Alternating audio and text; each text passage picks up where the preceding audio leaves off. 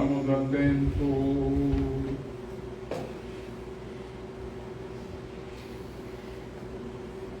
Naquele tempo, veio um homem chamado Jairo, que era chefe da sinagoga, caiu aos pés de Jesus, suplicava-lhe que fosse à sua casa, pois estava morta sua filha única com cerca de 12 anos.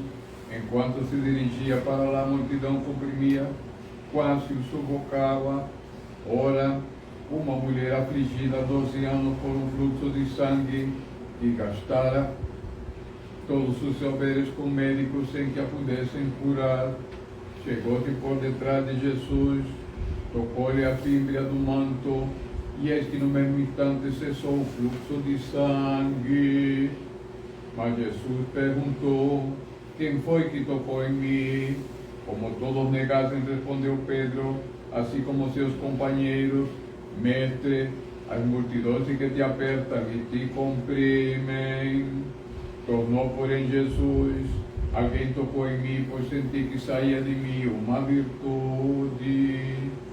Vendo-se descoberta, a mulher foi a tremer, prostrou-se diante dele e explicou diante de todos a razão de que havia tocado, como fora curada instantaneamente. Jesus lhe disse: filha, tua fé te salvou, vai em paz.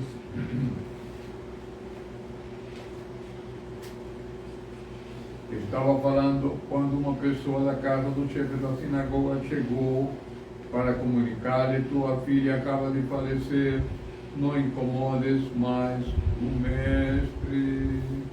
Mas Jesus, que ouvira, lhe disse: não tenhas medo, se tiveres fé, ela será salva.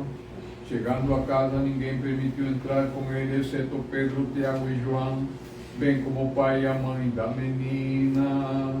Todos choravam e se lamentavam por causa dela.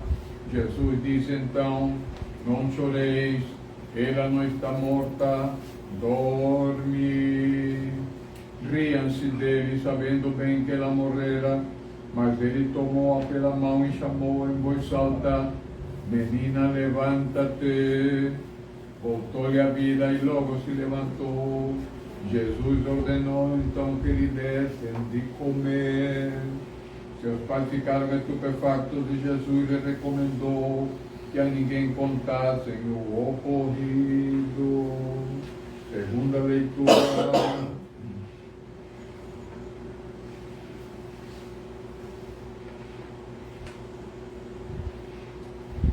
Estando em viagem, entrou Jesus numa aldeia e certa mulher chamada Marta lhe deu hospedagem em sua casa. Tinha ela uma irmã chamada Maria, a qual assentou-se aos pés do Senhor e escutava a sua palavra. Marta, ao contrário, mostrava-se muito ocupada com o serviço da mesa. Eis porque se aproximou e disse: Senhor, acaso não te importas com que minha irmã me deixe servir sozinha? Dize-lhe, pois, que me ajude. Mas Jesus respondeu-lhe: Marta, Marta, tu te afliges e te inquietas por muitas coisas, mas uma só coisa é necessária. Maria escolheu a melhor parte, que não lhe será tirada. Quando falava assim, uma mulher levantou a voz do meio da multidão, dizendo: feliz o seio que te trouxe e os peitos que te amamentaram. Mas ele respondeu: felizes antes os que ouvem a palavra de Deus e a praticam. Em nome do Pai, do Filho e do Espírito Santo. Amém. Amados irmãos, irmãs, acabamos de ouvir o Evangelho deste 24º domingo após o Pentecostes, que nos fala de um grande milagre, o milagre da ressurreição de uma menina doente. E este milagre da ressurreição nos lembra outros dois milagres: o milagre de Lázaro, a ressurreição de Lázaro, e o filho da viúva de Naim. São os três exemplos, né, misericórdia de Deus e da promessa de Deus da nossa salvação. O Senhor realizou estes 3 grandes milagres: a ressurreição dos mortos. O bispo Dimitri de Dallas, nos Estados Unidos, comentando esta passagem, nos lembra que o Senhor está vindo da terra dos Gerazenos, onde fez aquele espantoso episódio da expulsão dos demônios daquele endemoniado, e então chega a este outro local, e então verificamos aqui que no episódio dos Gerazenos nos lembra que a sinagoga rejeitou Cristo. E neste episódio temos um príncipe da sinagoga, Jairo, que reconhece o Senhor. Então nem todos os israelitas negaram a Cristo. Por sua vez, o episódio da mulher que foi curada nesse terreno ali, entre a cura da filha de Jairo, ocorre este outro milagre da mulher que não era judia, era dos gentios. Santo Ambrósio diz que esta mulher, depois dessa cura, se dedicou a divulgar a palavra do Senhor. Até se conhece o nome dele, Santa Verônica, essa mulher que foi curada. Testemunhou o amor de Deus e passou a dedicar-se a proclamar a palavra do Senhor. E não era judia, não. Então, esta mulher, antes da cura da filha de Jairo, nos mostra a fé. O Senhor disse: não tem mais, a tua fé te curou. Já no episódio da filha de Jairo, é necessário que ele vá até a casa dela e leva como testemunhas Pedro, Tiago e João e os 2 pais da menina, pai e mãe.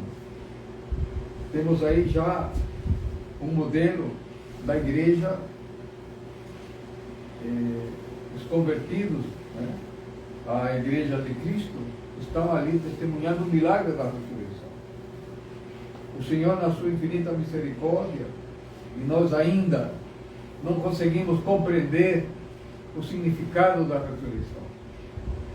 Porque a ressurreição é justamente a morte do pecado.